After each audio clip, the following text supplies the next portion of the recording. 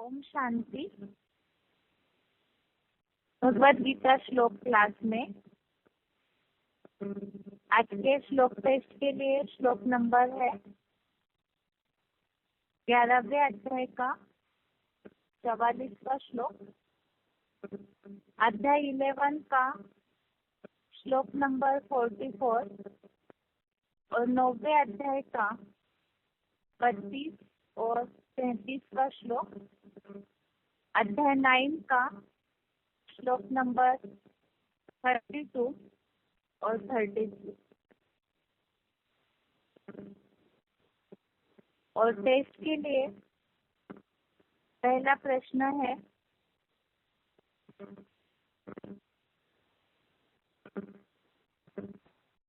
श्लोक में ऐसा उल्लेख आया है अपने शरीर को भली भांति अर्पण करके।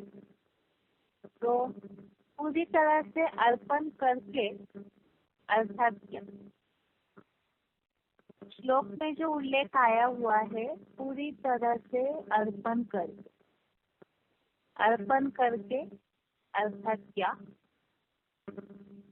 फोन अनम्यूट है।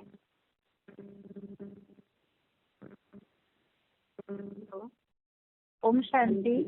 हाँ जी दीदी, ये 11 का 44 नंबर शायद है। इसमें बताया ना कि अतः शरीर को भली भांति सच्चाई पूर्वक अर्पण कर खूब नम्र होकर गायन योग्य आप ईश्वर को मैं प्रसन्न करता हूँ। हे देव जैसे पिता पुत्र के, मित्र मित्र के, पति पत्नी के वैसे ही सहन करने योग्य में आप समर्थ हो। अर्जुन इसमें भगवान को बोलते हैं कि मैं आपको सच्चाई पूर्वक अपने आप को अर्पण कर रहा हूँ, खूब नम्र भाव से गायन योग्य है और मैं आपको पसंद करता हूँ कि जैसे आप जैसे पिता पुत्र के और मित्र मित्र के, पति पत्नी के अपराध सहन करता है वैसे ही आप मेरे भी क्षमा करो। माता जी, यह प्रश्न वास्तव में क्लिप के हिसाब से पूछा था। पॉइंट में हमने इस बात को समझा था कि पूरी तरह से अर्पण होना मतलब क्या? पूरी तरह से अर्पण होना दीदी क्लास तो मैं की नहीं, लेकिन मैं अपने अनुभव के आधार पर बता रही हूँ कि जैसे पूरा पूरा सच्चा पोता मेल देना बाप को, और मना जो भी सच्चाई है वो जो कि तो उनके सामने रख देना, ऐसे। ठीक है। इसके अलावा 9वें अध्याय का एक खूबसूरत श्लोक हमने समझे थे अर्पण करने के बारे में। अगर कुछ याद है तो बताइए। नहीं दीदी, वो तो मुझे नहीं याद है। ठीक है। अर्पण करने के बारे में मुरलियों में और कोई उल्लेख आता है? पोता मिल की बात तो है ही, उसके अलावा क्या करना चाहिए हमें? पूरा अर्पण होना मतलब? पूरा अर्पण होना माना दीदी हम जो है जैसे हैं जो का त्यों, हम जैसे हमारे पास जो भी तन मन धन है वो पूरा का पूरा यज्ञ सेवा में लगा देना और बाप के प्रति सच्चा होकर रहना।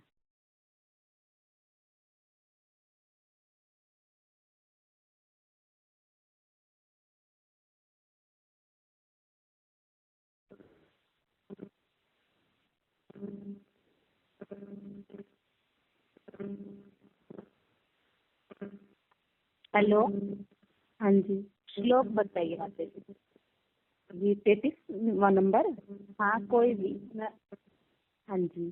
किम पुण्य ब्राह्मणा पुण्य भक्ता राजश्रय तथा अनित्यम असुखम लोकम इमं प्राप्य अभिषव माम। 11वें अध्याय का। अच्छा दीदी, 11वें अध्याय का है 44 नंबर है ना।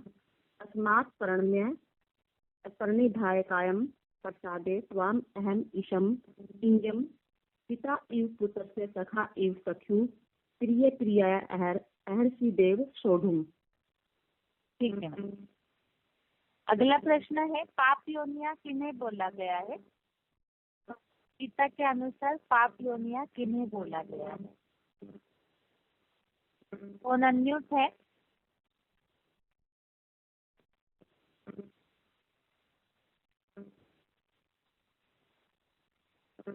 अगला फोन अनम्यूट है। हाँ जी। रोल नंबर है 23168 जयपुर। हेलो। हाँ हाँ, हाँ पाप योनि जो पूर्व जन्म के ऐसे कर्म करते हैं ना, स्त्री, वेश्या और शूद्र, ये सब पाप योनियां हैं।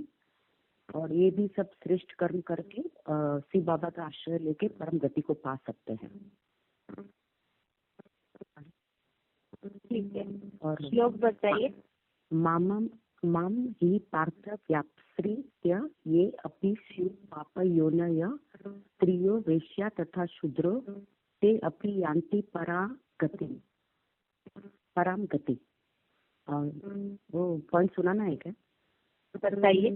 हाँ ठीक है, थैंक यू। बाबा बोलते हैं कि डिस्कशन 1885, बाबा बोलते पूर्व जन्म कृता अनुसार वेश्या जैसी पाप योनि भी मेरा आश्रय लेके परम गति को पाती है। माना बाबा बोलते हैं कि वेश्या भी माला का मणका बनेंगे, पर कैसे? रुद्रमाला के जो भी मणके हैं ना, वो जन्म जन्मार्थ अनुसार राजा बनते हैं। उनकी आदत पड़ जाती है व्यभिचारी बनने की, अनेक रानियों के साथ, और आदत पड़ जाती है तो बहुत आदत पड़ जाने की वजह से वो व्यभिचारी बनने की आदत, वो संस्कार उनके अगले जन्म में भी जो राजा स्त्रियां बनते हैं, जैसे अभी इस जन्म की बात है, तो जो भी रुद्रमाला के मणके हैं वो इस जन्म में संगम युग में भी जो स्त्रियां आके बनती है, उन स्त्रियों में व्यभिचारी संस्कार आते हैं। पर कैसे? नंबरवार। तो वो वेश्या बनेगी कि नहीं बनेगी, पर सब एक जैसी नहीं होती, नंबरवार होती है। जैसे बाबा बोलते हैं ना, केतकी भी नाम दिया है, और खास इसको तकते हैं, टका है, ये भी मेरी, ये भी मेरी, ये भी सब मेरी घरवाली बन जाए। तो हर किसी को उसी दृष्टि से देखते रहते हैं।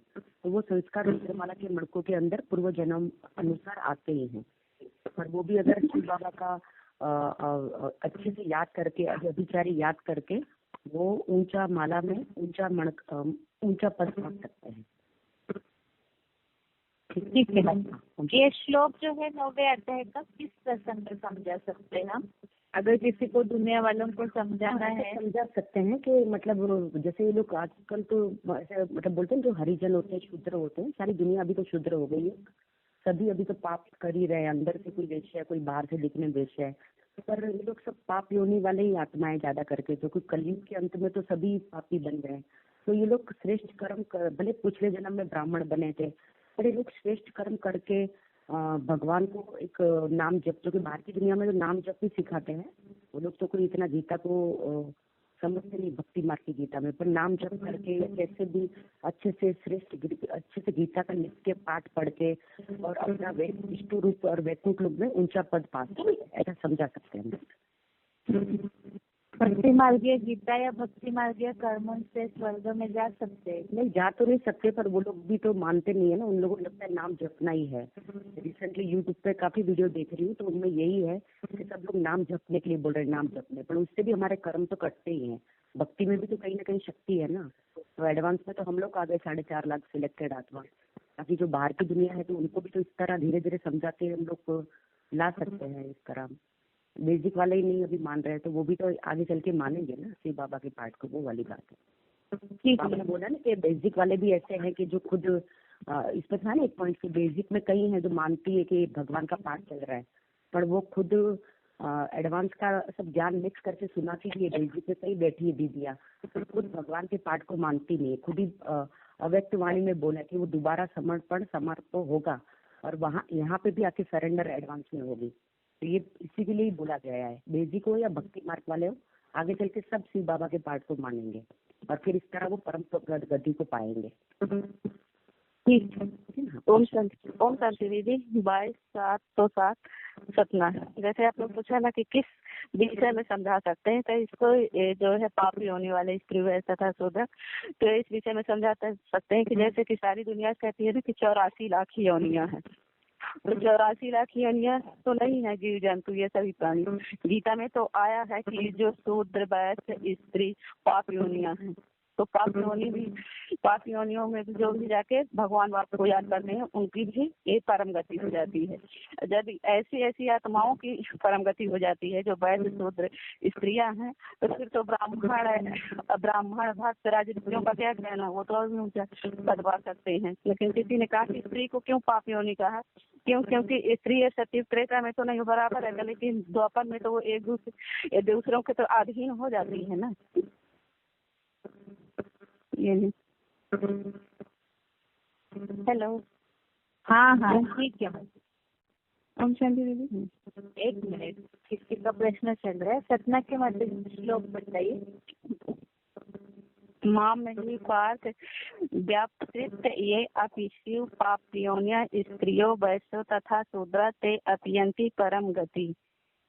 किम पुनः ब्राह्मण पुण्य भक्ता राजर्षि तथा अनित्य असुखम लोकम इम प्राप्त भजस्व माम। इमं प्राप्त। हाँ एवं इमं इमं प्राप्त भजस्व माम। 11 का दीदी। तस्मात्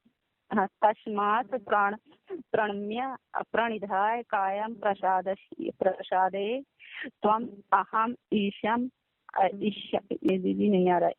ये क्या है? ईशम इंडियन पिता एव पुत्रस्य सखा एव सखी प्रिया अहर्षि देव शूढ़म।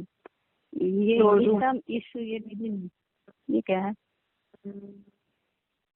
ईशम ईशु के पास अहम ईशम स्वाम अहमी शमिंगम ऐसे है। शमिंगम जो हिंदी में अंग ऐसे उल्लेख होता है ना, उस ऐसा उल्लेख। तस्मात् प्रणम्य प्रणित कायम प्रसादये स्वाम अहमी शमिंगम। स्वाम अहम शमिंगम। अहम ईशम अहिंगम शमिंगम शमिगम शमिंगम। ठीक। अभी अगला प्रश्न है। अच्छा जी, रोल नंबर बताइए उदय के मध्य जी। हाँ 29,752। अच्छा जी, प्रश्न है इस कलयुगी दुनिया का वर्णन श्लोक में क्या आया है, किस तरह से आया हुआ है? ये तो 9 से 32 में बताएंगे कि जो भी अभी सारे पतित हो गए हैं, जैसे कि स्त्री वेश्याएं तथा शूद्र पापियों, तो सारी पापियों में है। जैसे कि जो पहले राजा बने थे वो उन्होंने बहुत जन्म में बहुत पाप किए, तो वो जैसे कभी स्त्री बनते हैं वापस, तो उसके लिए के लिए वो सारे पतित रूप में ही है धीरे धीरे। यदि मुझे उसका भी बताना था, वो आपने कहा ना यज्ञ सेवा कर कैसे करनी है पता। हाँ, लेकिन कलयुगी दुनिया का पहले पूरा उत्तर कीजिए। 25वें श्लोक में एक्चुअली अलग बात है, इसका उल्लेख 33वें श्लोक में आया हुआ है। हाँ दीदी कल क्लास में की थी। हाँ श्लोक बताइए तो पता चलेगा। श्लोक और आंसर बताइए 33वें का। किम पुनः ब्राह्मण पुण्य भक्ता राजस्य तथा अनित्यम असुखम लोकम एवं प्राप्त भजस माम। इसमें बताया गया कि फिर पुण्यशील जो सूर्यवंशी ब्राह्मण देवों का भक्त तथा भक्त प्रवर क्षत्रिय जनों और राजस्यों का क्या कहना। इस क्षणभंगुर और दुखी नारकी राक्षसी हिंसक लोक को पाकर मुझ एकमात्र सदा सुखी अव्यक्त शिव बाबा को याद कर। तो इसमें ये बताया गया है कि क्षणभंगुर और दुखी नारकी जीवन है। अभी राक्षसी हिंसक सब बन गए हैं, अभी कलयुग में पूर्ण तमो प्रधान बन गए हैं सब।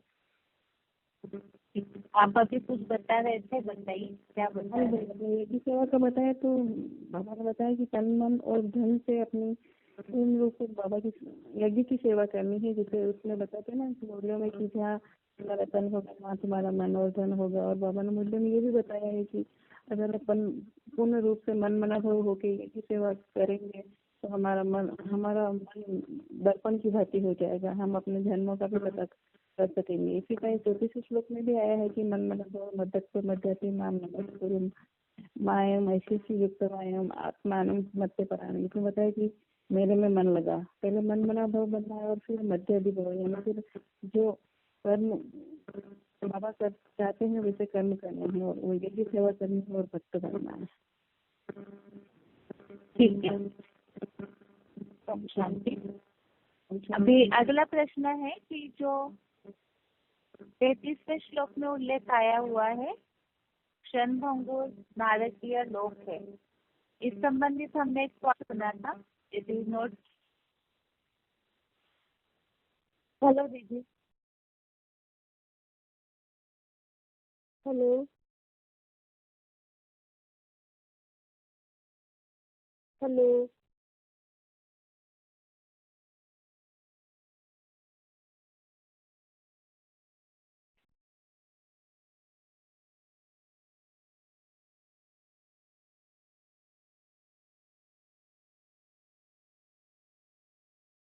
हेलो।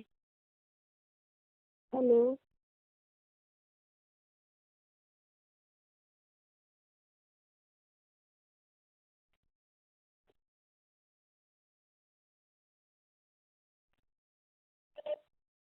ओम शांति। बाबा ने बोला है इस हमारा क्षण भंगुर सुख है इस दुनिया के, क्योंकि आज जो भी हम ले रहे हैं इंद्रियों सुख ले रहे हैं, तो यह क्षण तो काल के सुख है। तो परमात्मा आकर हमें सदा काल का सुख देने के लिए आया है। 9वें अध्याय का 33 श्लोक। किम पुनः ब्राह्मणा पुण्या भक्ता राजेश्वय तथा अनित्यम और सुखम लोकम इमं प्राप्य भजस्व माम। कि फिर पुण्यशील सूर्यवंशी ब्राह्मण देवों का तथा भक्त प्रवैशी जनों अथवा राजस्वियों का क्या कहना। इसीलिए इस क्षण भंगुर और दुखी हिंसक लोक को पाकर मुझ एकमात्र सदा सुखदायी अव्यक्त मूर्ति शिव बाबा को याद कर। और 11वें अध्याय का 44 श्लोक। तस्मात् प्रणम्यम प्राणिधाय कायम प्रसादेय त्वाम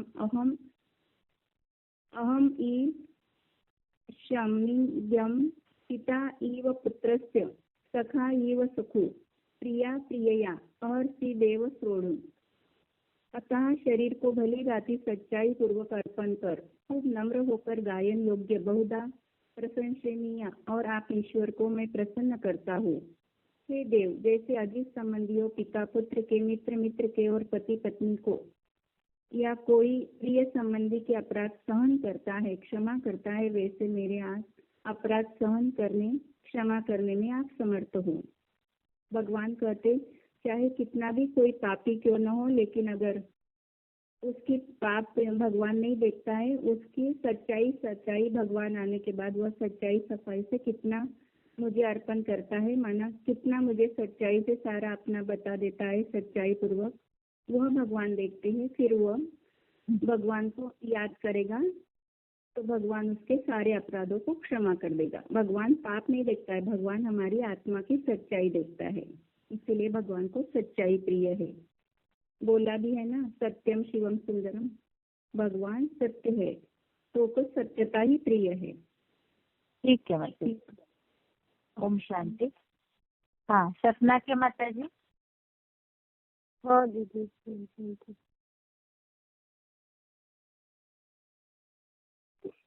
आपने अगर पॉइंट नोट किया है तो पॉइंट बताइए माता जी।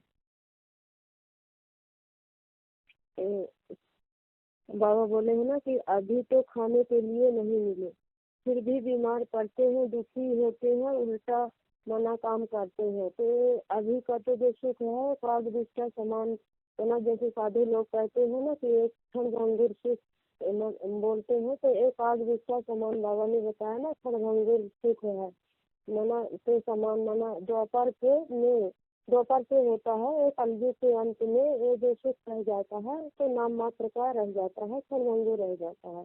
मना जिसे इंद्रिय से जो सुख लेते हैं वो क्षणभंगुर सुख है।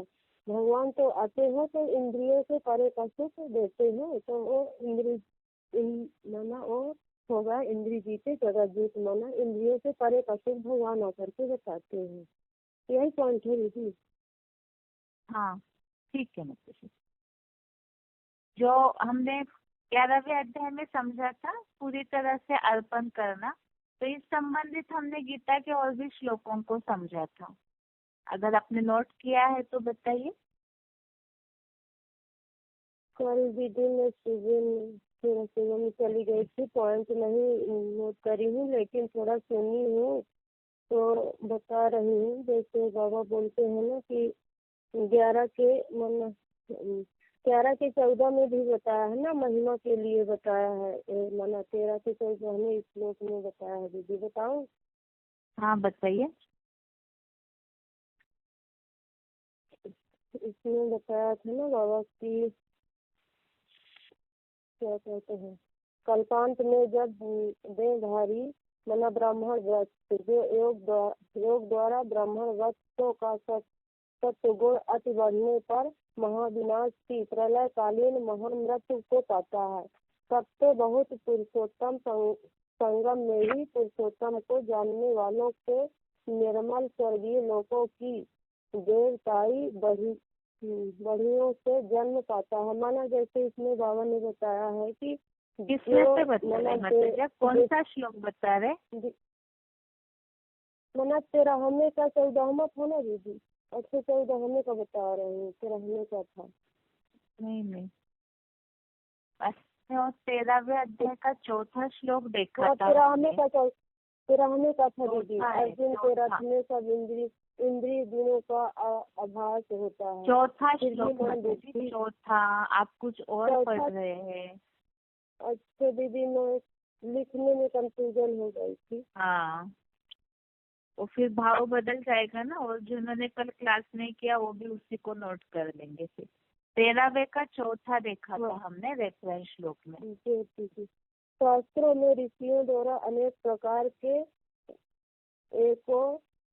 माना लिखा ना जो बहुधा बदंती, माना इसमें श्लोक में भी बाबा ने बताया था ना ये श्लोक कि माना बहुधा बदंती कि नाना प्रकार की स्तुतियों, आरतियों, शास्त्र नामों, चालीसों आदि वह सभी वेदों ग्रंथों के वेद मंत्रों से पृथक पृथक अथवा आरण्यक ब्राह्मण स्मृतियों, श्रुति ग्रंथों, उपनिषदों आदि के या महाभारत आदि पुराणों के प्रणाम सहित सुनिश्चित सुभाषितों, कवियों या ग्रामीण गीतों द्वारा, ब्रह्म सूत्र पदों द्वारा व देशी विदेशी भविष्य देवताओं द्वारा भी शिव बाबा का ही वर्णन है।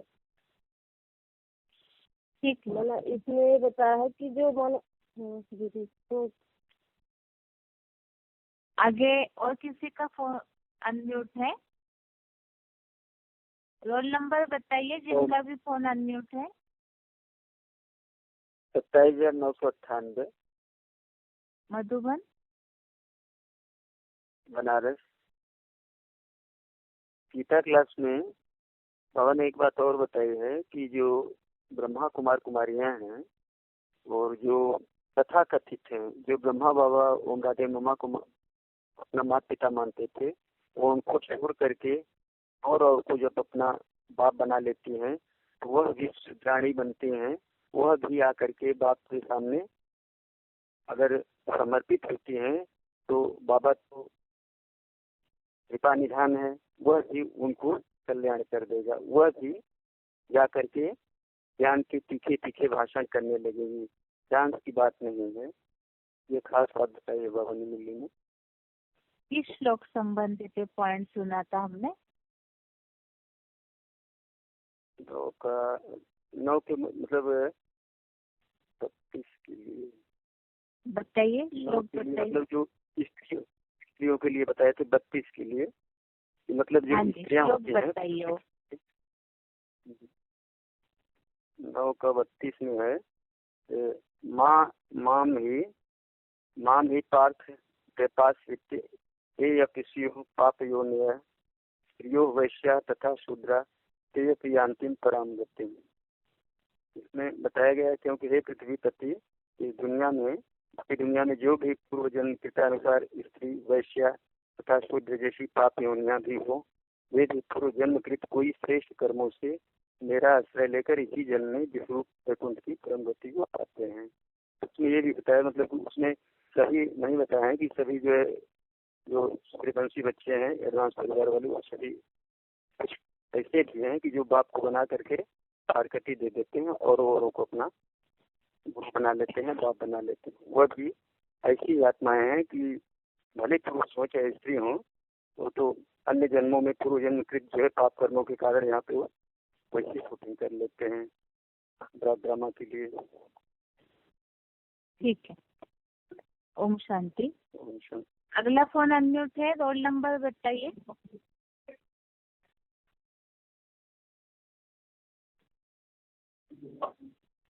अगला फोन अनम्यूट है, रोल नंबर बताइए।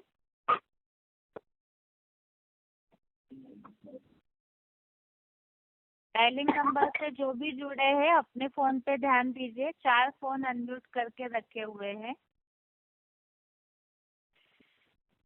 डायलिंग नंबर से जुड़े हैं हाँ जी, रोल नंबर। हाँ 19423। हाँ जी। श्लोक बताइए मतलब, और श्लोक बताइए तीनों भी। हाँ, और अच्छा। कोई भी एक श्लोक के लिए बताइए, और श्लोक किस प्रसंग में बता सकते हैं। हाँ 11वें रचन वाले इसमें तस्मात् क्षणम प्रणिधाय कायम प्रसादाय स्वाम ईशनियम पितये पुत्रस्य सखये सख्यु प्रिय प्रिया अरहसी देव जोड़ू। यानी अतः मतलब भगवान को पूरी तरह से मतलब भली भांति सच्चाई पूर्वक अर्पण हो जाते हैं। मतलब पूरा पूरा भगवान को सच्चाई बताने वाला गायन योगिनी बहुधा प्रसन्न से एक ही ब्राह्मण है जो शास्त्रों में उसका गायन हो। जैसे अजीज संबंधियों को पिता के पक्ष के, जैसे मतलब जैसे पिता पुत्र को माफ करता है, जिससे पति पत्नी को माफ करता है, ऐसे ही मुझे संबंधी मानकर मतलब या कोई भी मेरे से कोई गलती हुई है उसको मतलब सहन करने में आप समर्थ हो, ये भगवान से बोलना है।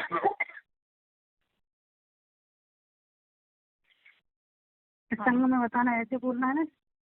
हाँ तो मतलब ये कि हाँ जो भगवान को अगर सच्चाई पूर्वक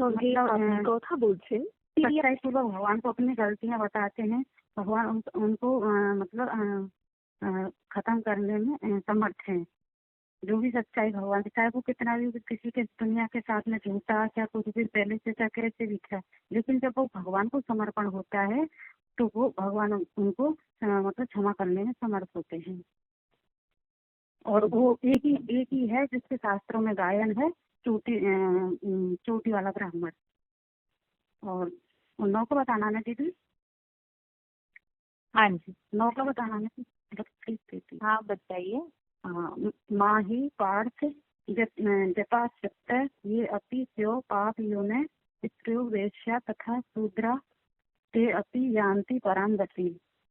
यानी या मतलब पूर्व जन्मों से जो कोई भी कहते हैं ना कि हमने तो ऐसे ऐसे कर्म किए हैं, हम भगवान के कैसे बन सकते हैं, लेकिन भगवान बोलते हैं पूर्व जन्म से कोई भी इसकी व्याख्या है, लेकिन पूर्व जन्म में भी कोई ऐसा कर्म किया है जिससे मेरा आश्रय लेकर के वो भी परम गति को पा सकते हैं। और उन्हें ब्राह्मणा बताइए पूरा कीजिए। पुनः ब्राह्मणा हाँ पुनः ब्राह्मणा पुण्य भक्त्या राजस्य तथा अनित्यम अशुभम लोकम एवं प्राप्त भजस्य माम। यानी इसमें बोला है कि हे पुण्यशील ब्राह्मण देवों का भक्त, राजस्त्रियों का कहना है कि इस चरणबंगुर बाबा ने बोला ना, आप कहते कि अभी मुझे याद करो, ये दुख की दुनिया है, तो इससे मतलब इसमें अपने मतलब इससे मुझे याद करोगे तो अपने पाप कर्मों से बिल्कुल मतलब मुक्ति खा जाओगे, मतलब मुक्त हो जाओगे, चाहे तुमने पहले कैसे भी कर्म किए हों। लेकिन अगर भगवान के ज्ञान में आने के बाद भी अगर तुम पाप कर्म करते हो तो मतलब दोगुना पाप चढ़ता है। इसलिए राक्षस हिंसक लोग को पाकर मुझ एकमात्र सुखदायी व्यक्ति शिव बाबा को याद करना है। ठीक है माता। अगला फोन अनम्यूट है, अभी जिनका भी फोन अनम्यूट होगा श्लोक बताते जाइए, जो आज के टेस्ट में तीनों श्लोक है। फोन अनम्यूट है, डायलिंग नंबर से जो भी जुड़े हैं अपने फोन पे ध्यान दीजिए। अभी जितने भी डायलिंग नंबर से जुड़े हैं सभी के फोन अनम्यूट है। हेलो दीदी, रोल नंबर बताइए। 9535। मधुबन। सतना मधुबन। श्लोक बताइए। श्लोक है तस्मातं प्रणाम कर्णाधाम कायम प्रसादाय स्वाम अहम ईशम इंगम पिता इव पुत्रस्य सखा इव सख्यौ प्रियाय हर्षि देव सोरूम। मतलब बाबा बोले कि जैसे शरीर में भली भांति अर्पण कर पूर्ण नम्र होकर के गायन रोग मतलब पिता पुत्र के और पत्नी पत्नी का साझे संबंधी होने के कारण अपराध को सहन करते हैं। ऐसे अर्जुन बोलते भगवान से कि हे प्रभु, आप मेरे अपराध को क्षमा करने के लिए समर्थ थे। माता जी, विराट रूप कब प्रत्यक्ष होगा, कब की बात है? विराट रूप अंत में होगा दीदी, ध्यान नहीं है आपको ठीक से। ठीक है, आगे फोन अनम्यूट है, रोल नंबर बताइए। डायल नंबर से जो भी जुड़े हैं फोन अनम्यूट है, काफी सारे। हाँ जी, रोल नंबर बताइए। 9572। हाँ जी, हाँ, 90 का 33वां। हाँ, 90 का 32वां। माम ही पार्थ व्यपाश्चित्ते ये अपि स्युः पापयोनः स्त्रियो वैश्याः तथा शूद्रा ते अपि यान्ति परां गतिम्। 33वां है, किं पूना ब्राह्मणाः पुण्या भक्ता राजर्षयः तथा अनित्यम असुखम लोकम इमं प्राप्य भजस्व माम। 11वें का तस्मात् प्रणम्य प्रणिधाय कायं प्रसाद्य ताम अहम इच्छेयं। बराबर है क्या दीदी? अहम इच्छेयं। हेलो, त्वाम अहमि शमींगम। त्वाम अहमि शमींगम। त्वाम अहमिष्यंगम। शमींगम। शमींगम। हाँ, शमींगम। पिता ये पुत्र शमींगम। त्वाम अहम शमींगम। पिता एव पुत्रस्य सखा एव सख्यो प्रियः प्रियाः अर्हसि देव सोढुम्। ठीक है। हाँ दीदी।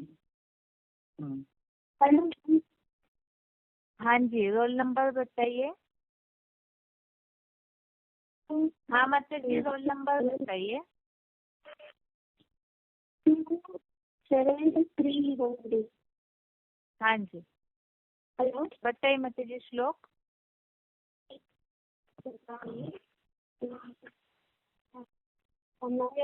बेंगलोर के माता जी श्लोक बताइए।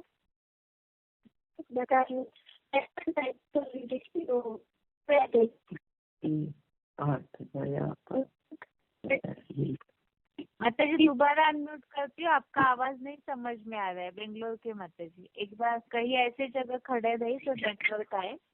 सतना के माता जी बताइए, रोल नंबर बताइए और श्लोक भी बताइए। हेलो बहन जी, 20/4/97 ये बता रही हूँ मैं। 9 का 32वां। हाँ, माँ ही पार्थ बया प्रस्तुत्य ये अपि इष्यो पाप योनय स्त्रियो वैश्या तथा शूद्र ते अपि यान्ति परा गति। ते अपि स्यु।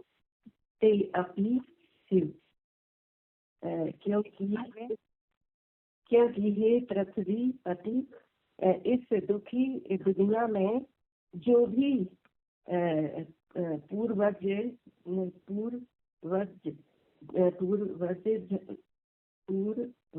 जन्म कृत अनुसार स्त्री वैश्या तथा शूद्र जैसी पाप योनियां भी हो, वे भी पूर्व जन्म कृत कोई श्रेष्ठ कर्मों से मेरा आश्रय लेकर किसी जन्म में विष्णु रूप वैकुंठ की परम गति को पाते हैं क्योंकि भगवान ने कहा कि कोई वैश्या कितनी भी पापी हो, कितनी भी वो हो और जो मुझे भजेगा उसके भी पाप नष्ट हो जाएंगे। ये बात भगवान क्यों समझा रहे हैं माता जी? इसकी शुरुआत कहाँ से हुई? ये जो 9वें अध्याय के श्लोक हम देख रहे हैं जिसमें भगवान बोल रहे कैसे भी कोई हो तो भी उनको प्राप्ति हो सकती है, ये बात क्यों समझा रहे हैं भगवान? भगवान ने कहा अभी ये युग मौजों का युग है, ये संगम युग पे ही पाप नष्ट होते हैं। अगर कोई अजामिल जैसा भी पापी हो तो अगर वो भी भगवान की शरण में आ जाएगा तो उसके भी पाप नष्ट हो जाएंगे, अगर वो पापों को छोड़ देगा और एक भगवान की शरण में होंगे तो। ठीक है। 9वें का 11वां बताऊं दीदी? 11वें का 9वें अध्याय का 11।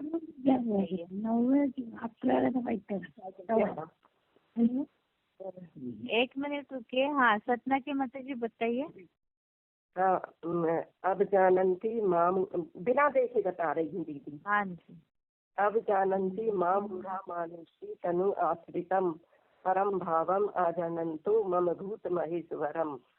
मूर्ख लोग अर्जुन आदम के मानवीय शरीर का आधार लेने वाले मुझ परम पिता परमात्मा की अवज्ञा करते हैं। वे मेरे श्रेष्ठ परमात्मा भाव को नहीं जानते। अब जाने भी कैसे? मिट्टी के शरीर में अपनी मन बुद्धि को लगा करके मूर्छित हो गए हैं, तब परमात्मा आकर के उनको सुजान करते हैं। ठीक है। आगे फोन अनम्यूट है। रोल नंबर बताइए। हेलो। Roll number. हेलो। हाँ जी, रोल नंबर बताइए। रोल नंबर बताइए जल्दी, नहीं तो फोन म्यूट किया जाएगा। हेलो। हाँ जी, रोल नंबर बताइए। 6021। हाँ जी। 11 अध्याय का 32। मामही पार्थ व्यपाश्रिते ये अतिषु पाप योनये स्त्रीषु वेशा तथा शुद्रा ये अति यान्ति पराम गति। जैसे हम कर्म करें वैसे हमको फल मिलता है, जैसा पूर्व जन्म हमने जैसा कर्म किया है वैसा ही हमको अभी जन्म में वैसा का ही बना ये प्राप्त होगा। किम पुण्य ब्राह्मण पुण्य भक्षा राजश्रेय तथा नित्यम सुखम लोकम इमं प्राप्ते भजस्व माम। 11 का 44। तस्मात् प्राणम में प्राणदाय कार्यम प्रसदे त्वम अहम ईशम लिंगम पिता इव पुत्रस्य सखा इव सख्यु प्रिय प्रियाय अर्हसि देव सोडु। भाई भी है दीदी। माता जी 1 मिनट, पहले आप प्रश्न का उत्तर दीजिए। जो 32वां श्लोक है ना, 32वें श्लोक में आपने बताया कि जैसे हम कर्म करते वैसे हमें प्राप्ति होती, ये तो ठीक है। बाकी वो श्लोक खास किस हिसाब से बताया हुआ है ये बताइए थोड़ा। 32वें श्लोक में खास भगवान क्या बताना चाहते हैं?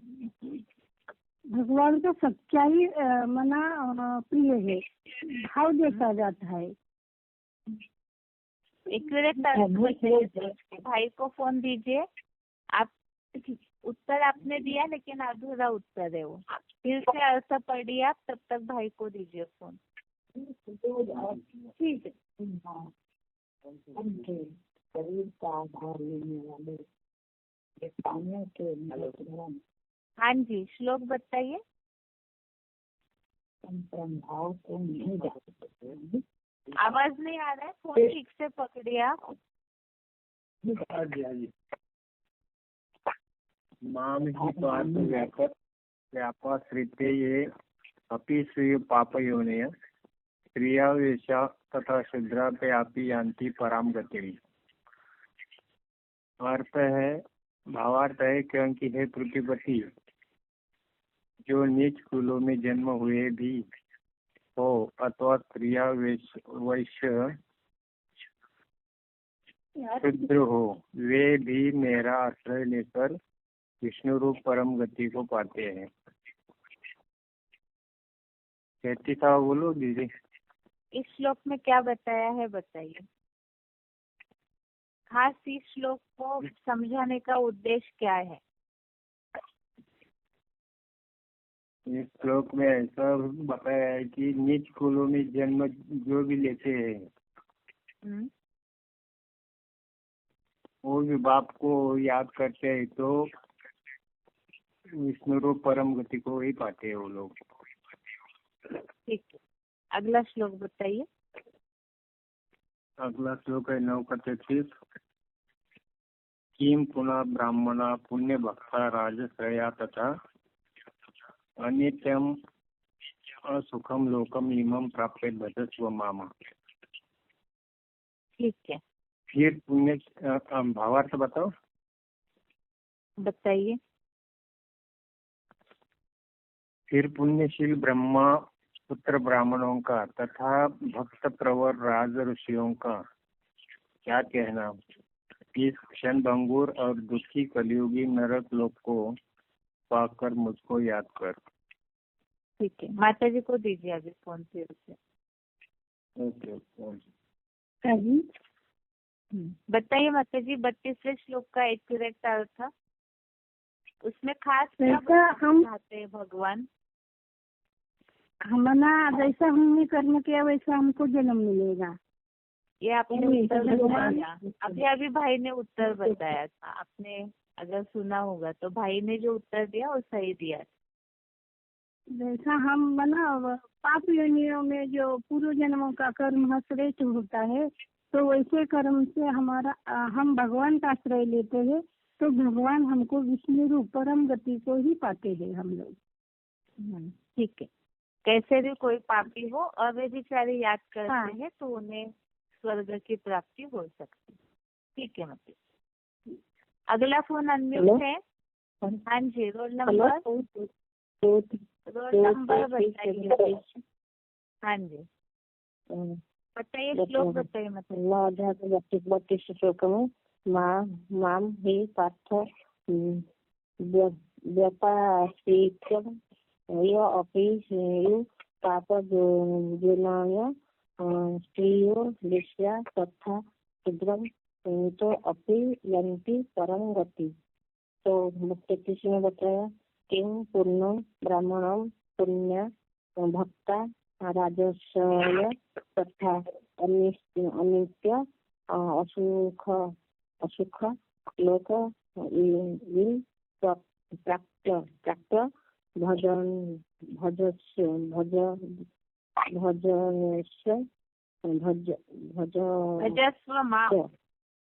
भजस्व नाम। और 11 अध्याय 14 से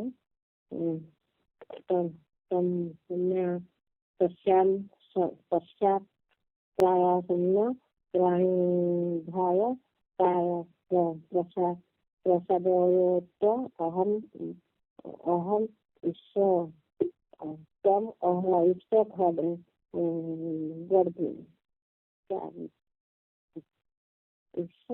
प्रैक्टिस कीजिएगा माता जी, यहाँ टेस्ट में प्रैक्टिस करेंगे तो पूरे 300-400 लोगों का समय वेस्ट हो जाता है। आप प्रैक्टिस कीजिए फिर पढ़िए। अगला फोन अनम्यूट है, रोल नंबर बताइए। हेलो। हाँ जी, रोल नंबर 29255 आगरा मधुबन। दीदी 9 का 32 है। माम ही पार्थ व्यापार चित्र ये अपि स्यु और पाप योने स्त्रियों वैश्या तथा शूद्रम ते अपि यान्ति पराम गति। फिर और 33वां है किम पुनः ब्राह्मण पुण्य भर्ता राजस्य तथा अनित्यम असुखम लोकम इमं प्राप्य भज स्व माम।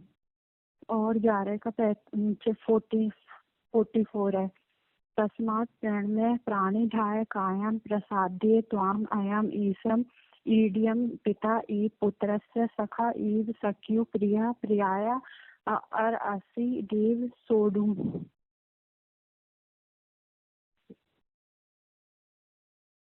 ठीक है।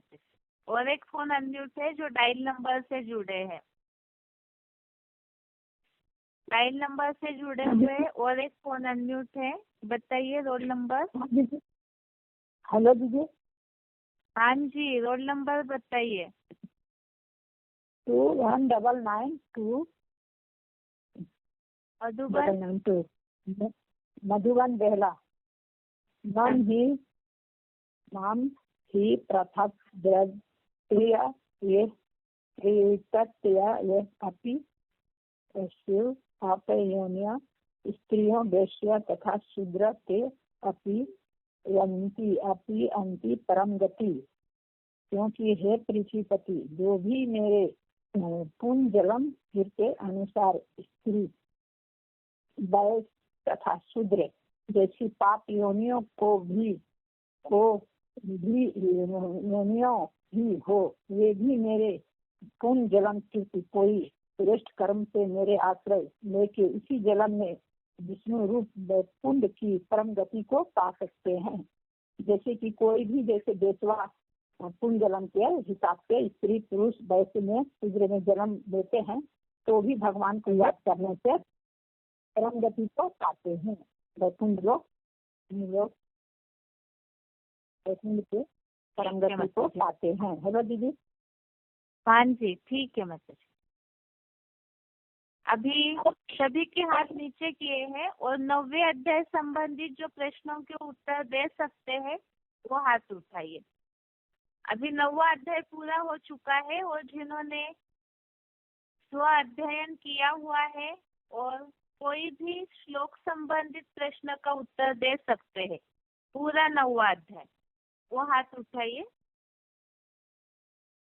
पूरे 9वें अध्याय के कोई भी श्लोक संबंधित जो उत्तर दे सकते हैं वो हाथ उठाइए।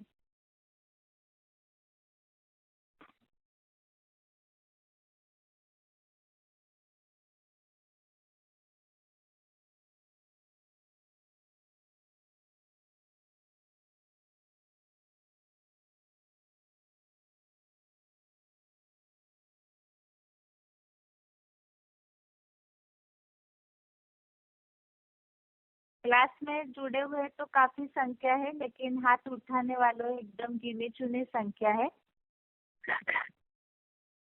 प्रश्न तो वैसे छोटे छोटे पूछे जाते हैं, तो अभी भी अगर हाथ उठाइए, प्रश्न पूछना शुरू होने पर भी हाथ उठाते रहिए अगर आपको लग रहा है कि आप उत्तर दे सकते हैं।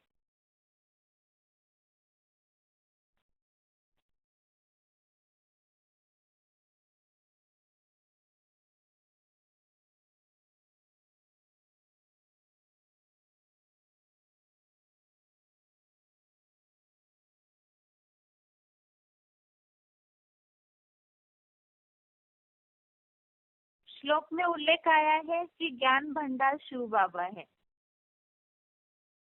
तो किस प्रकार का ज्ञान भंडार शिव बाबा है, ये प्रश्न किस श्लोक संबंधित है और दुनिया में ऐसा कौन सा ज्ञान है जिसका भंडार स्वयं शिव बाबा ही होते हैं। कौन अनम्यूट है? हेलो, ओम शांति दीदी। ओम शांति। हाँ जी, 9 का 5 में आएगा ये शाकाहारी देह वाली, जो कि खुराक से शाकाहारी प्राणियों को पैदा करने वाली। और मतलब जो शाकाहारी देह वाले हैं उनको जो भगवान से योग लगाते हैं तो प्राणियों का भरण पोषण करते हैं ज्ञान के द्वारा। नहीं मतलब जी, ये प्रश्न वास्तव में लास्ट के श्लोकों संबंधित है। ज्ञान भंडार हो ऐसा उल्लेख आया हुआ है। हाँ देखिए, आप तब तक और किसी को पूछिए।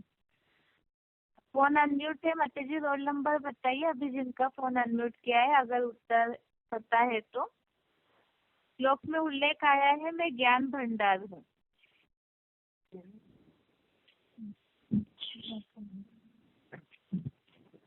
हाँ दीदी, रंजा दीदी 9 का 19 है ये कि मैं ज्ञान का भंडार हूँ, मतलब वो ज्ञान के द्वारा छप रहा हूँ। ज्ञान बरसात भी वो छोड़ते हैं, मतलब ज्ञान जल देते हैं, फिर खींचते भी हैं जैसे चिंतन के द्वारा भी है, फिर वर्षा करके वापिस देते हैं। मतलब ये सर्कल है जो चलता है, जैसे बारिश होती है, इवेपोरेशन होती है, फिर वो खींच लेते हैं सूरज पानी को, फिर वापिस वो बादलों में पानी जाता है।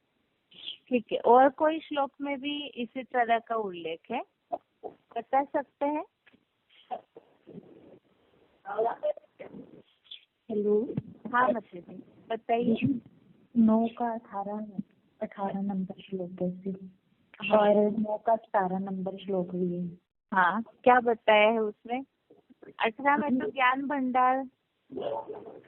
हाँ जी दीदी, उसमें गोदाम शब्द आया है ना, गोदाम मतलब आधार। यहाँ वास्तव में ज्ञान के हिसाब से नहीं आया, वो आत्माओं की उत्पत्ति और जब उसमें समाते मतलब स्टॉक रखने वाली चीज इस हिसाब से, यह ज्ञान के हिसाब से नहीं, लेकिन 17वें श्लोक में उल्लेख है वो सारा का है ना। राम यजुर्वेद का मान्य ज्ञान भंडार निराकार तो साकार शिव बाबा नहीं। ठीक है माता जी। अभी अगला हेलो दीदी। हाँ जी माता जी। मतलब हमारे में कहा जाता है ना कि 4 वेद हैं, मतलब उन सबका भी जो ज्ञान का भंडार है वो शिव बाबा है। हाँ मतलब उनसे भी ज्यादा ज्ञान है उनके पास। 17वें श्लोक में जो उल्लेख आया है ऋक साम यजुर्वेद, ये जो भक्ति मार्गीय ज्ञान के खास स्रोत माने जाते हैं, तो वास्तव में उसकी शुरुआत करने वाला भी शिव बाबा है, जो पॉइंट में भी हमने समझा था कि जितने भी शास्त्रों की शुरुआत है वो शुरुआत करने वाले शिव बाबा ही इस हिसाब। ठीक है माता जी। अभी अगला प्रश्न है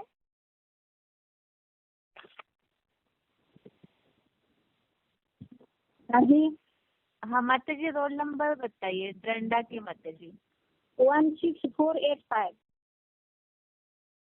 क्या 16485 ना? 16485। ठीक है माता जी। माता जी अगला प्रश्न है मानसा के और आप नेपाल के लिए।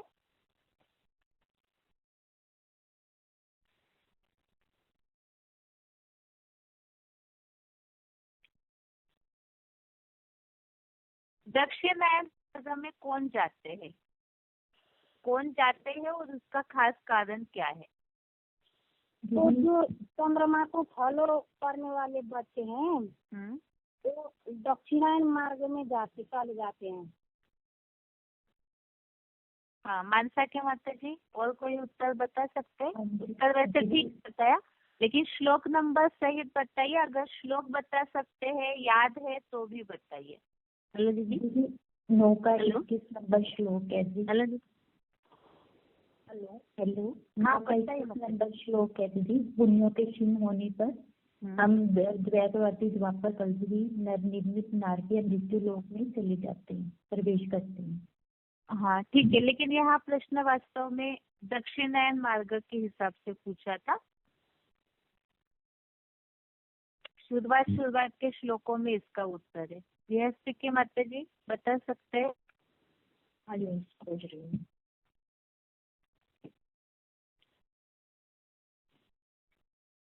दक्षिणायन मार्ग मतलब ही अंधकार।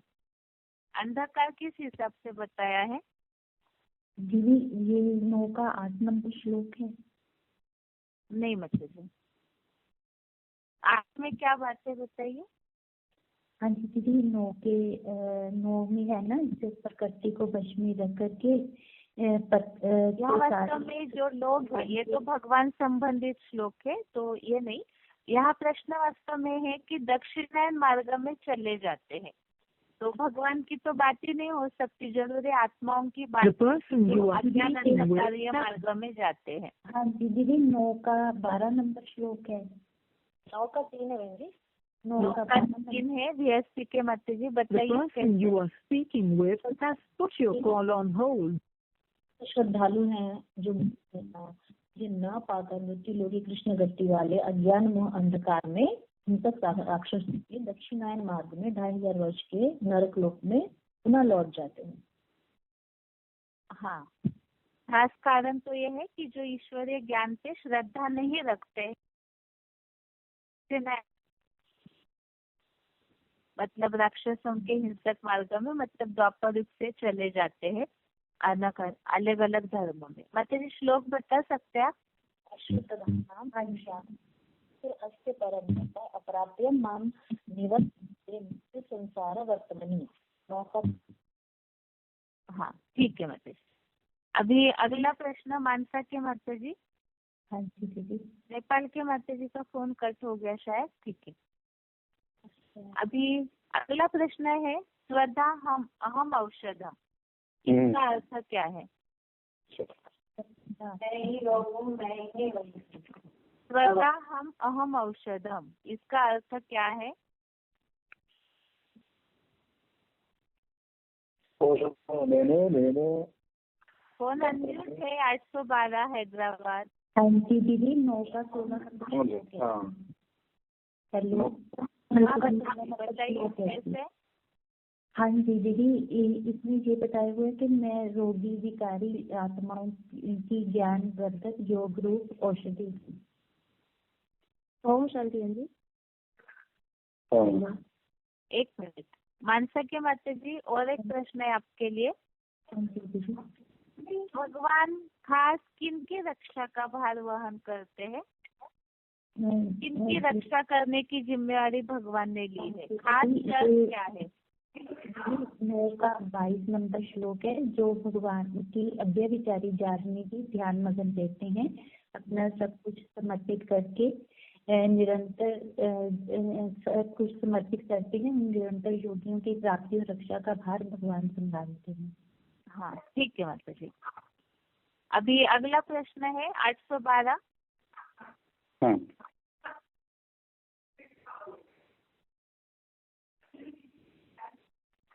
ओम शांति बहन जी। ओम शांति बहन जी। एक मिनट, हैदराबाद के लिए प्रश्न है ये।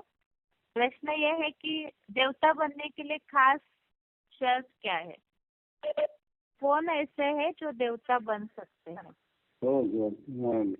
14 अध्याय में 14 श्लोक में आया, सततं कीर्तयन्तो माम यतन्तस्य दृढव्रतः नमस्यन् तस्य मां भक्ताः नित्ययुक्ताः उपासते।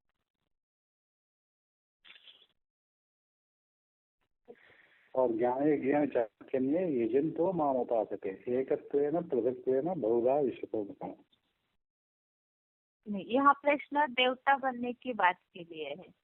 ये तो भगवान की उपासना संबंधित है, लेकिन देवता बनने के लिए खास क्या करने से ही देवता बनते हैं? देवता बनने के लिए जो वर्णन है वो श्लोक कौन सा है? महासमूह बताइए। यहाँ पे देवता देवान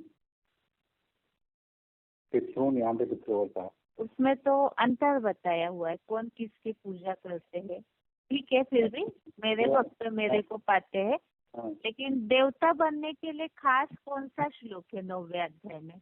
महासमुन बता सकते हैं आप? 9 का 23 तो नहीं, नहीं सर। देवता बनने के लिए खास श्लोक कौन सा है?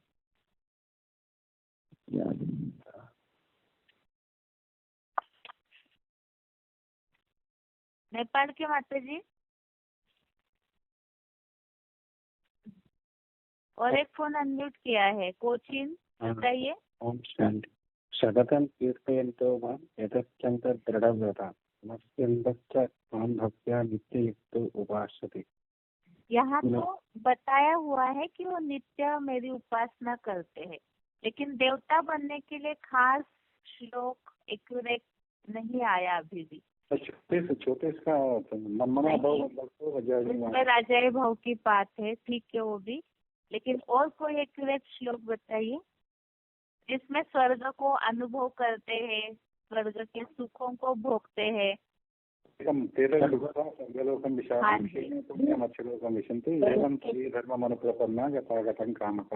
हाँ, ये मुख्य श्लोक है 20वां। 9 का 20वां श्लोक खास है जो देवता बनने वालों के लिए है। उसमें क्या क्या बातें बताई हुई है जिससे देवता बन सकते हैं? महासमुन बताइए। पुरुषोत्तम संगम के जो ब्राह्मण देवता क्षत्रिय 3 धर्मों की स्थापना वाली विद्याओं के जानकार, ज्ञान चंद्रमा रूप संगठित चतुर्मुखी ब्रह्मा से शिव प्रदत्त समरस हैं। उसकी मीठी मीठी ज्ञान के पाप मुक्त ब्राह्मण यज्ञ स्वभाव से मुझ शिव बाबा को प्रसन्न ज्ञान सूर्य में से प्रकाश भंडार ज्ञान सूर्य विवस्वत बनकर संगम में तप रहा। अभी अगला प्रश्न है, महासमुंद से और एक कौन अनम्यूट है? मंद भक्त किन्हें बोला हुआ है? मंद भक्त किन्हें बोला है?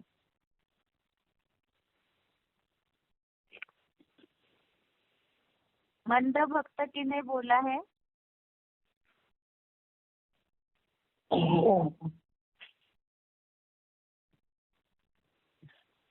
कर्मणा सेवा करने वालों के बारे में क्या बताया हुआ है? जो भागदौड़ की सेवा को ही शीर्ष महत्व देते हैं, ऐसों के लिए क्या बताया हुआ है? अनम्यूट होते जा रहे हैं, जिनको भी उत्तर पता है तुरंत बताइए ताकि समय बचत हो। अन्य देवता भक्ता बदन से की माँ में कौन थे? मंद भक्त उसको बोलते हैं जो भगवान का यथार्थ रीति से प्रचार कर्म करते हैं, उससे संपूर्ण फल प्राप्ति नहीं है, लेकिन काम तो वही करते हैं जो लास्ट में जाके उसमें शामिल हो जाते हैं। अभी ढेंकानाल से जिन्होंने उत्तर दिया ना, उन्होंने ठीक बताया था श्लोक नंबर। एक बार अपने उत्तर को स्पष्ट कीजिए। मंद भक्त किन्हें और क्यों बोला हुआ है? बताता हूँ। वाक्य में बताइए, लंबा उत्तर नहीं, एक एक वाक्य में उत्तर दीजिए ताकि हम ज्यादा प्रश्न पूछ सकें। अन्य ब्रह्मा विष्णु कलावदन लक्ष्मी नारायण आदि देवी श्रद्धा से भर कर जगह करते वे एडवांस शक्ति विधि विधान रहित रुद्र ज्ञान से भी मंद भक्त भी, जो विधि विधान गीता ज्ञान विधि विधान रहित मंद भक्त, वो भी अभक्त मूर्ति बने विधेयी रूप मेरे ज्योतिर्लिंग की जगह सेवा करते हैं। थोड़ी 4783 साल में बताइए, मंद किन्हें क्यों बोला जा सकता है? माने मंद भक्त मतलब जो एडवांस गीता ज्ञान है उसका माने विधि विधान का रहित, मतलब ठीक उल्टा कर्म जो करते हैं। माने वो है ही यज्ञ का, जैसे बेसिक ब्राह्मण करते हैं वो तो ज्योतिर्लिंग भी करते हैं, लेकिन प्रकृत स्वरूप जो साकार में साकार उसको नहीं पहचानते, ये तो उसका उल्टा हो गया ना। इसलिए उनकी भी प्राप्ति होता है, लेकिन वो माने दीदी और देवी देवताओं जो है कलाबद्ध देवी देवता, उनके जो भक्त श्रद्धा से भर के जो सेवा करते हैं, यज्ञ सेवा करते हैं, उनको मंद भक्त बोला गया है। और वो जो सेवा है वो अव्यक्त मूर्ति ज्योतिर्लिंग की ही यज्ञ सेवा कहलाएगी।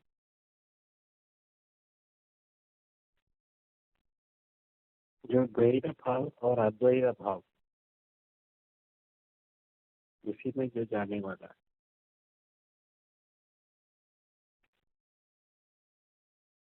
जो गीता विधि विधान रहित सेवा आएगी उसी वो भी ज्योतिर्लिंग स्वरूप जो है उसकी यज्ञ सेवा कहलाएगी।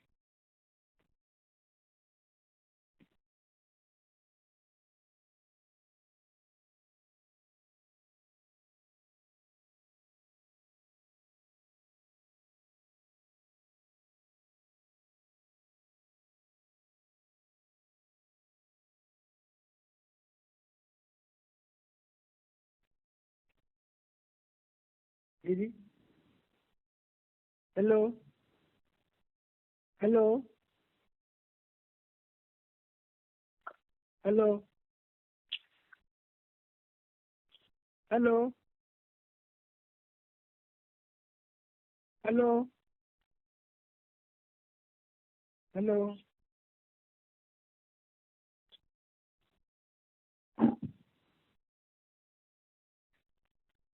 Hello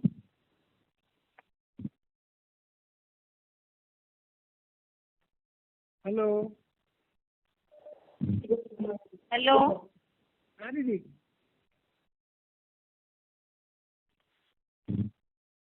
hello. प्रश्न ये पूछा है कि भगवान को मूर्ख लोग नहीं जानते हैं, तो किस बात को जानने की बात है? उनका जो वास्तविक स्वरूप जो है, जो साधारण आदम तन में जो आए शिव बाबा, उनको नहीं जान पाते हैं। तो वीएसपी के माता जी, वास्तविक स्वरूप माना कौन से स्वरूप को बात है पहचानने की? साकार में निराकार बहन जी। ठीक है, साकार निराकार। लेकिन श्लोक में है ना, क्लैरिफिकेशन में कोई एक शब्द बाबा ने बताया है, तत्वेन। परमात्मा भाव को पूरी तरह से नहीं जानते हैं। कौन सा परमात्मा भाव? वो परमात्मा भाव मतलब मेरे श्रेष्ठतम ज्योतिर्लिंग परमात्मा भाव को पूरी तरह से नहीं जानते। तो है अव्यक्त मूर्ति का जो भाव है। ठीक है माता जी। अभी अगला प्रश्न है, श्लोक में ऐसा उल्लेख आया हुआ है, महामंत्र हूँ। कौन सा महामंत्र? मन बना पाओगे। ठीक है। अभी अगला प्रश्न है,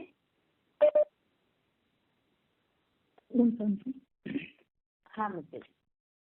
507। माता जी, देवताओं का नरक में प्रवेश करने का कारण क्या है? 23:107 आपको उत्तर आ रहा है तो आप भी बताइए। 21 स्वर्ग लोक का पुण्य क्षीण होने पर फिर नरक लोक में प्रवेश पाते हैं। कौन सा पुण्य क्षीण होने पर? 2500 वैसा उत्तर आए नहीं माना जो किस बात से पुण्य कमाया है जो क्षीण होता है? यदि पुरुषोत्तम संगम की शूटिंग में हम लोग एक नाम मेरा तो एक शिव बाबा, दूसरा न कोई, उसकी याद से जो हमने पुण्य कमाया है उसका प्रारब्ध युग त्रेता में 2500 साल हमारा युग कर देते, उसके बाद जब क्षीण होता है तो फिर हम लोग नरक में एंट्री करते हैं। ठीक है। वास्तव में श्लोक में खास बताया है यज्ञ सेवा का पुण्य। ठीक है। अभी बनारस के माता जी आपके लिए प्रश्न है, जो पूरी तरह से अर्पण में हो जाते हैं उन्हें खास प्राप्ति क्या होती है? जो पूरी तरह से अर्पण में होते हैं उन्हें खास प्राप्ति क्या होती है? ओम शांति जी। हाँ जी, उत्तर बताइए माता जी। हाँ, ये 9 का 27 है बहन जी। जो करता है, जो खाता है पूरी तरह से, हाँ, जो तू कर्म करता है, तू खाता है, पीता है, अपने उमंग उत्साह से जो भी ज्ञान यदि सेवा करता है तो वो मुझे अर्पण कर। एक अर्पण की बात हो गई, इसका रिजल्ट पूछा है। जो अर्पण में होते हैं उन्हें क्या प्राप्ति होती है खास? वो श्रेष्ठ मतलब श्रेष्ठ स्वाधीन राजाई भाव को ही वो पाते हैं। फिर ठीक है, एक प्राप्ति हो गई राजाई भाव, उसके अलावा राजाई भाव को पाते। जबलपुर के माता जी बताइए। हाँ बहन अर्पण के अगले श्लोक में ही तो उत्तर है, बताइए। जी, कौन सा बताया था? अभी तो 27वां श्लोक बताया। जी जी, हाँ। तो इसमें तो 18वां में तो गोदाम अविनाशी का बीज बताया है ना बहन माता जी। 27 श्लोक संबंधित आपने बताया अर्पणमय की बात जी। फिर अभी 18वें में पहुँचे। हाँ ठीक है जी। हाँ, 28 में ये है, इस प्रकार सुबह सुबह शुभ फल एवं मोक्ष से कर्म बंधन संन्यास संयोग आत्मा तो माँ उपास्यसी। इस प्रकार शुभ और शुभ फल वाले कर्मों के बस एक वाक्य में शुभ अशुभ कर्मों से बस सब कर्मों के बंधन से मुक्त हो जाते हैं। हाँ, पूरा ही छूट जाता है। अभी अगला प्रश्न, श्लोक में ऐसा उल्लेख आया है भगवान के स्वरूप में मैं घृत हूँ। घृत अर्थात क्या? घृत अर्थात ज्ञान घृत के लिए बाबा ने बोला है, बता रहे हैं। एक बनारस के माता जी। हाँ, इसमें बताया है कि श्रेष्ठम अभ्याभिचारी मनसा द्वारा स्मृति रूप घृत हो। बताया है। बनारस के माता जी आप बताइए अभी। ये बताया ना। अब एक मिनट, प्रश्न बता रहे वो नहीं। प्रश्न यह है, जो पूरी तरह से शिव बाबा के कार्य में अर्पण में होते हैं उनकी मैं रक्षा करता हूँ। पहले मुरली पॉइंट बताइए। बताओ बहन जी। एक मिनट, उन्हें भी उत्तर देने दीजिए। जी वो वही श्लोक है योगक्षेम वहाँ में है, मतलब जो पूरी तरह से मेरे में अर्पण हो जाते हैं, मेरे लिए सब कुछ करते हैं, तो उनकी मतलब जो प्राप्त वस्तु है और मुरली पॉइंट पूछा है, मुरली पॉइंट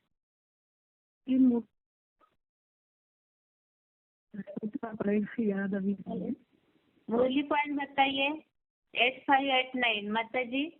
हाँ भगवान बता दीदी, बाबा की सर्विस में लग जाने से तुम बच्चे काल दुकाल में भूख नहीं मरेंगे, मौज में रहेंगे। ठीक है, अभी फिर से बनारस के माता जी आपके लिए प्रश्न है। अगर और धर्म पिताओं की कम कला वाले देवताओं की सेवा करते हैं तो दुख ही मिलेगा, इसके लिए कहावत क्या आई हुई है श्लोक में? 8589 या तो बनारस, आप दोनों में से कोई भी बताइए। दीदी क्या मतलब सेवा करते रहेंगे तो कभी सुख नहीं मिलेगा, इसके लिए श्लोक में क्या कहावत आई है? इसके लिए बताया है ना कि श्लोक में आया है कि सुख नहीं मिला, वो मतलब उसमें ही गिरेंगे जा करके। बस कहावत बताइए, क्लैरिफिकेशन नहीं, सटीक उत्तर बताना है। औरंगाबाद के माता जी। हेलो। हाँ जी, कहावत बताइए।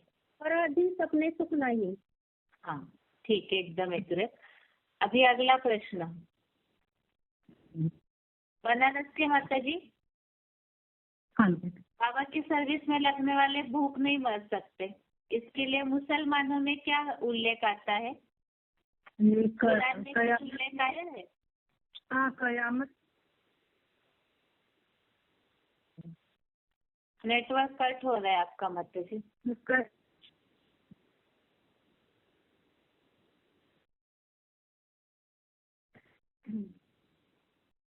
हेलो।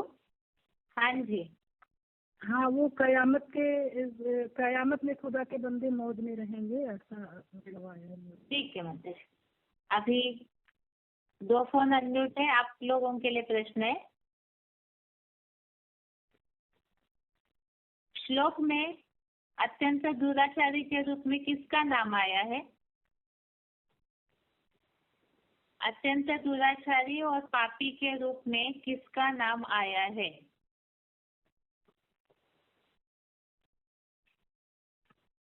हेलो। हेलो दीदी, ओम शांति। हाँ बताइए माता जी। आजा मिल जैसे दीदी। आजा मिल जैसे, ठीक है। अगला प्रश्न है अभी, कुंती का अर्थ क्या बताया है? वो देह अभिमान को नाश करने वाली। ये नाशनी दीदी, देह। ठीक है, अगला प्रश्न है, बेहद की जो ज्ञान की बरसात होती है वो कैसे होती है?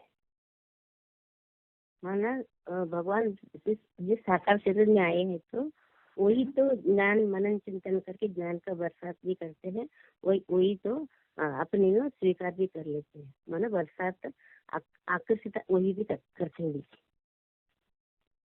ठीक है, बरसात ये करते हैं, वो याद से वो अपने भी स्टॉक में वही रख लेते हैं। ठीक है, अगला प्रश्न है 8589। औरंगाबाद के माता जी, फोन कट हो गया सर। ठीक है, प्रश्न ये है। जी चालू है, ठीक है। माता जी, आहुति बताया है, ज्ञान यज्ञ की आहुति मैं हूँ, तो आहुति मतलब क्या? बच्चा, बाप का बच्चा। आहुति बाप का बच्चा की आहुति कहाँ है ना दीदी, सब कुछ अर्पण करना। अर्पण करना, हाँ। क्या क्या अर्पण करने की बात आई है? तन मन धन प्रकृति संबंधी संपर्क की समय सभी को अर्पण करते हैं ईश्वरीय सेवा। ठीक है, अभी अगला फोन अनम्यूट है।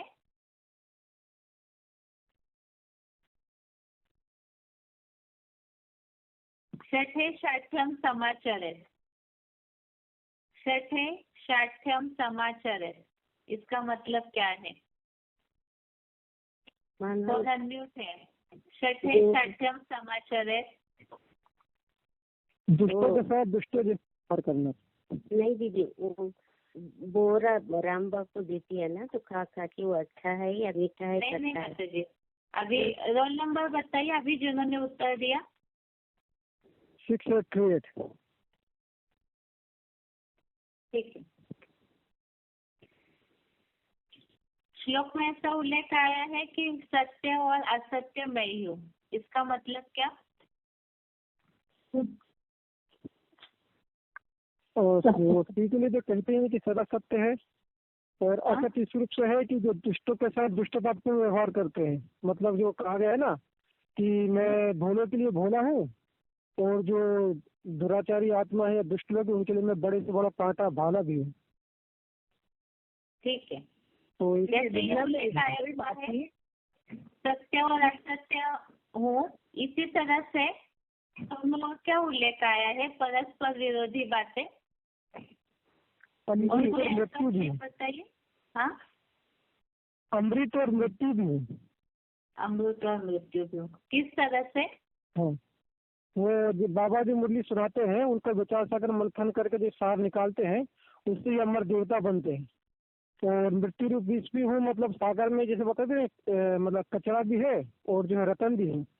तो यदि बाबा के जो हम दूसरे पॉइंट लेते हैं, बाबा के पाठ के बारे में या ऐसी बातें व्यभिचार वाली बात ग्रहण करते हैं, तो उससे जो है हमारी मृत्यु भी हो जाती है, मतलब ज्ञान में निष्ठा भी होने लगती है कि महाकाल हो, विनाश के समय में सारे संसार की मृत्यु करने वाला हूँ, तो सबको दुखदायी बनते हैं सबके लिए, इस हिसाब से मृत्यु रूप विश्व। ठीक है। अगला है जी, बताइए। दीदी, जो जगत पिता है उनके लिए बोला था कि दुनिया में ऐसी कोई बात नहीं जो तेरे पे लागू नहीं होती। अच्छे से अच्छा भी वही है और बुरे से बुरा भी वही है। जो ये सगे साथी समाचरित वाली की बात के लिए बोला था, वही सत्य भी है, सदा सत्य भी है और असत्य भी है, वही शिव बाबा है। हाँ जी, ठीक है। अभी अगला प्रश्न है,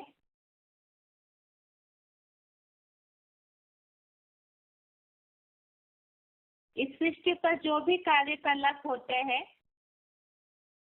वो सबकी शुरुआत शिव बाबा से ही होती है। इसके लिए मुरली पॉइंट बताना है। इस सृष्टि पर जो कुछ भी कार्यकलाप होते हैं उन सबकी शुरुआत शिव बाबा से ही होती है। इसके लिए मुरली पॉइंट बताइए। हाँ, ओम शांति दीदी। इसके लिए जैसे रिमूव जी के चित्र में भी हम स्टार्टिंग में बताते हैं कि दुनिया में जो भी परंपराएं पड़ती हैं उन सबका फाउंडेशन शिव बाबा संगम युग में ही आकर डालते हैं। ऐसे ही कुछ एग्जैक्ट याद नहीं आ रहा अभी, मतलब जो भी परंपराएं पड़ती हैं। मुरली पॉइंट चाहिए, मुरली पॉइंट। मुरली पॉइंट 8937 बताइए माता जी। और तो नहीं हूँ, लेकिन दुनिया की ऐसी कोई बात नहीं, ये भी नहीं आएगा एक्चुअली। नहीं, ये नहीं है। हाँ, लगा नहीं है, यही है दुनिया की ऐसी कोई बात नहीं है तेरे ऊपर लागू ना हो। लेकिन ये तो लागू आ रही थी ना, इसलिए दीदी मुझे लगा। अच्छा, ठीक है। अभी अगला प्रश्न है, त्वमेव माता च पिता त्वमेव, त्वमेव सखा त्वमेव, इस बात के लिए लागू होने वाला श्लोक बिना देखे बता सकते हैं? 9 का 17 पिता बिना देखे माता दाता पितामह। 9 का 17 तो माता दाता पितामह 17 नंबर श्लोक है। श्लोक बिना देखे बताइए माता जी। आधा तो याद है दीदी। पिता हम याद है वही बताइए। तो माता धाता विधाता नहीं, धाता पितामह, पिता हम अस्ते जत्तो माता धाता पितामह ओंकार, बस इतना ही याद है। वेदम ओंकार है। ठीक, अभी एक राउंड है श्लोक के हिसाब से। आपको श्लोक अगर बिना देखे बता सकते हैं आप तो अच्छा ही है, नहीं बता सकते हैं तो, लेकिन समय ज्यादा नहीं दिया जाएगा, तुरंत बताना होगा।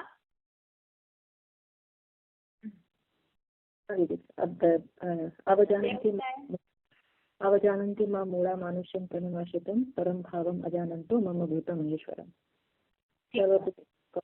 नहीं रुकिए, अभी आगे फोन अनम्यूट किया जाएगा, तो बिना देखे अगर श्लोक बता तो ज्यादा अच्छा है। कोई भी प्रसंग आपको बताया जाएगा और उससे लागू होने वाला श्लोक।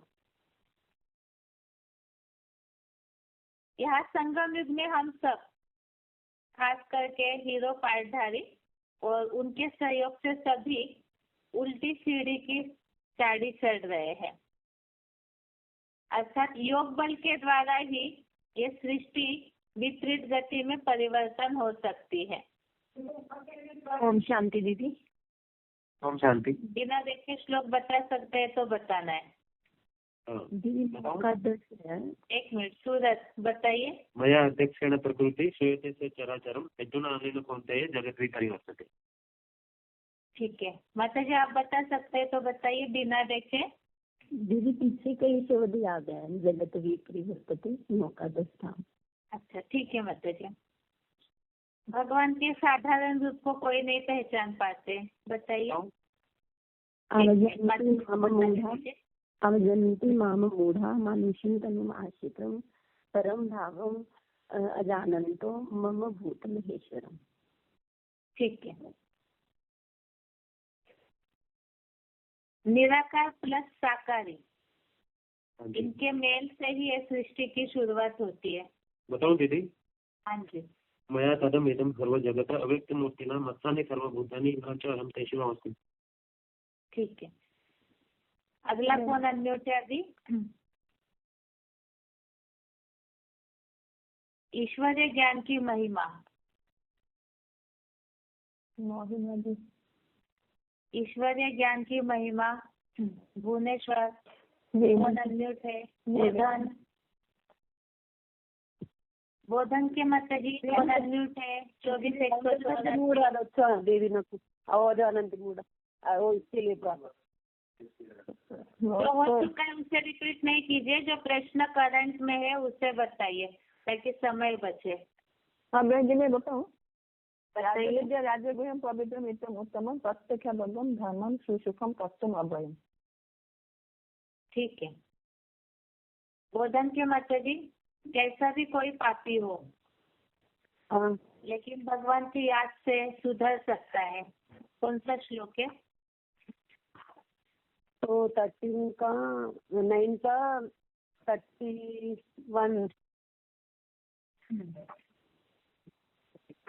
25-10 बताइए माता जी। कैसा भी कोई पापी हो लेकिन भगवान की याद से सुधर सकते हैं।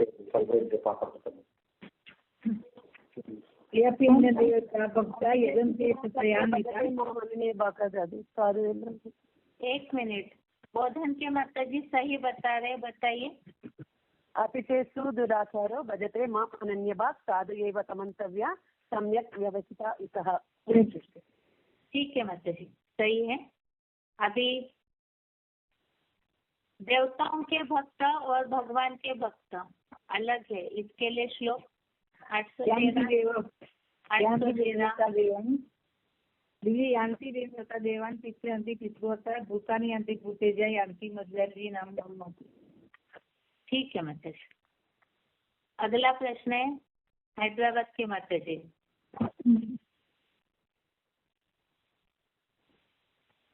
देवताएं जो बनते हैं उसके लिए श्लोक बताइए। यही जयंती देवव्रता क्षिप्रम भवति अभी तो भाई ने उत्तर बताया था 9वें अध्याय के 20वें श्लोक का। देवताएं बनने का जो विधि बताई है, विद्या माम समपापोत पापा यज्ञ इष्ट्वा स्वर्गम यान्ति प्रयान्ति ते पुण्यम आचार्य सुरेंद्र लोकम अश्नन्ति दिव्यान दिव्यदेव भोगान। ठीक है। अगला प्रश्न है, जिसमें स्थापना पालना विनाश तीनों बातों का भगवान के कार्य का उल्लेख आया हुआ है, ऐसा श्लोक बताइए।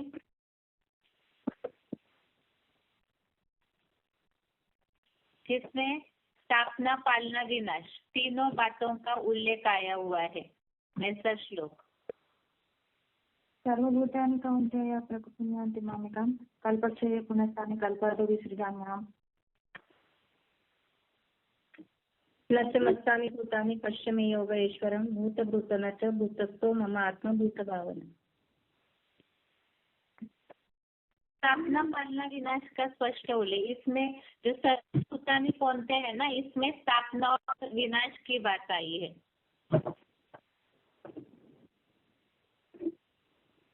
और कोई श्लोक बताइए जिसमें भगवान के स्वरूप का वर्णन आया हो।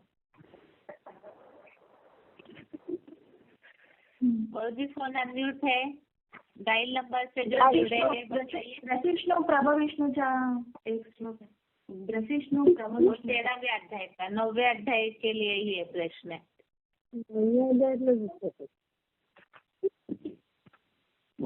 भगवान पक्षपात नहीं करते हैं, श्लोक बताइए। भगवान पक्षपात नहीं करते। भगवान पक्षपात नहीं करते हैं।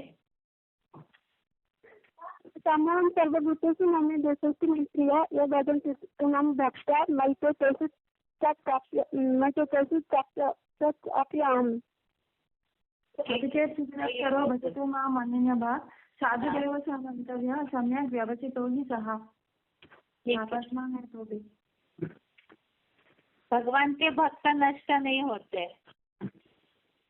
न मे भक्त प्रणश्यति क्षिप्रं भवति धर्मात्मा शश्वच्छान्ति निगच्छति कौन्तेय प्रतिजानीहि न मे भक्त प्रणश्यति। ठीक है, अभी वैसे क्लास का टाइम पूरा हो चुका है, फिर भी हाथ नीचे किए जा रहे हैं और संदेश के हिसाब से जिन्होंने रेडी किया हुआ है कोई भी हाथ उठाइए। संदेश जिन्होंने रेडी किया है हाथ उठाइए।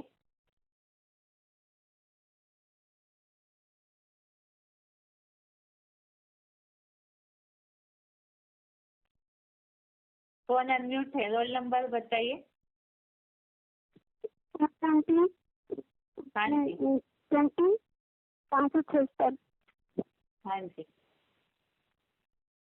हाँ गीता की सबसे जो संदेश करना है, जैसे ऐसे बोलना है क्योंकि समय हो चुका है। हाँ जी, हाँ बोलते हैं ना भगवान सर्वव्यापी है, तो उनको यही समझाना है कि गीता में भगवान जो सर्वशास्त्र की गीता है उसमें कोई कहाँ भी भगवान नहीं बताया कि मैंने भगवान सर्वव्यापी है। पहले तो 4 के 7 में देखते हैं कि यदा धर्म सर्वाणी भवति भारत अद्वितीयं अधर्म से तदात्मनि सृजन्यम्। जब काली युग में जब धर्म का मैंने हानि होता है, अधर्म का वृद्धि होता है, तो आत्मा पहले से यहाँ मौजूद नहीं है। और आज ही बोला है कि साधु संतों की रक्षा करने के लिए, धर्म का स्थापना करने के लिए आता है, तो आता है पहले से यहाँ नहीं है। फिर बोला है कि 7 के नंबर में 7वें अध्याय में भी बोला है कि कैसे 7 में बोला है कि मैं उनमें स्थिति नहीं है, सारा जड़ जंगल मेरे में स्थित है लेकिन मैं नहीं। और 9 के 4 में भी बोला है कि जब वो सब मेरे में स्थिति है। तो इससे होता है कि दुनिया वालों को हम यही समझाएंगे कि मैंने भगवान सर्वव्यापी नहीं है। और ये सर्वव्यापीता जो हाँ 9 के 4 में भी बोला है ना, मला तमिदं सर्वं जगतम अव्यक्तमूर्तिः स्थानी सर्वभूतानि मात्राणि तेषु अवस्थितानि। उनमें अवस्थित नहीं है। गीता में कोई भी प्रमाण नहीं है कि भगवान सर्वव्यापी है। क्योंकि ये जो सर्वव्यापी का अज्ञान का कैसे खोला गया, उसमें दास के जो अध्याय है ना विभूति होगा उसमें आप जो बोला है ना की बातें बता रहे, लेकिन प्रश्न यहाँ संदेश के हिसाब से था। शॉर्ट में गीता के आधार से संदेश रेडी करने के लिए बताया था। हम जैसे ऐसे बोला कि गीता के अनुसार सब व्यक्ति का खंडन है और जैसे आप संदेश रेडी कीजिएगा, क्योंकि आज तो बेसिक कोर्स नहीं है ना, इसलिए। ठीक है। हाँ हाँ।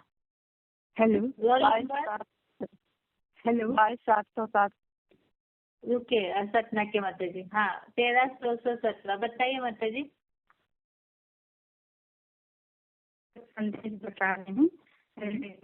श्रीमद् भगवद गीता सब शास्त्रों का महाजात है, जिसको सर्वशास्त्र श्रीमद् गीता कहा जाता है। इस गीता में ही भगवान वाक्य उपाधि दी है। गीता वेद व्यास ने जिसका उल्लेख गीता के 15वें अध्याय की 17वें श्लोक में बताया है कि व्यास की प्रसन्नता से एक गीता लिखी गई है, जिसको कहते हैं वेद व्यासार्थ प्रसादात। व्यास की प्रसन्नता से एक गीता लिखी गई है। गीता सब गीता से धर्मों के उद्देश्य से प्रसाधन ही नहीं है। गीता शास्त्र आध्यात्म के साथ साथ राजनीतिक, धार्मिक और व्यक्तिगत समस्याओं का भी साधन है। यह गीता ज्ञान भगवान ने गीता का ज्ञान भगवान ने आकर कलयुग के अंत और सतयुग के आदि संयम पर दिया था, अर्जुन को दिया था।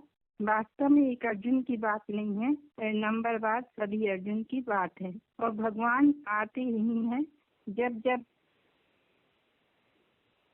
के अंत में सभी भगवान इस धरती पर आते हैं। तो गीता के श्लोक में धर्म से ग्लानि भवति भारत, जब जब की ग्लानि होती है तो तब तब भगवान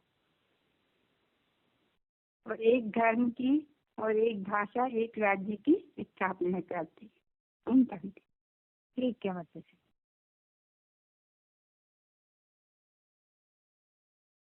अभी समय ज्यादा हो चुका, इसीलिए आज के लिए क्लास पूरा कर रहे हैं। बाकी संदेश रेडी करते रहिए। अब जैसे हमारे जी ने बताया, अब मैटर जब तक आप रेडी कर सीख रहे तब तक भले ही पढ़ के बता सकते हैं, लेकिन जितना देखे जरूर करके रखिए। अभी आज के लिए क्लास यहाँ पूरा कर रहे हैं। ओम शांति।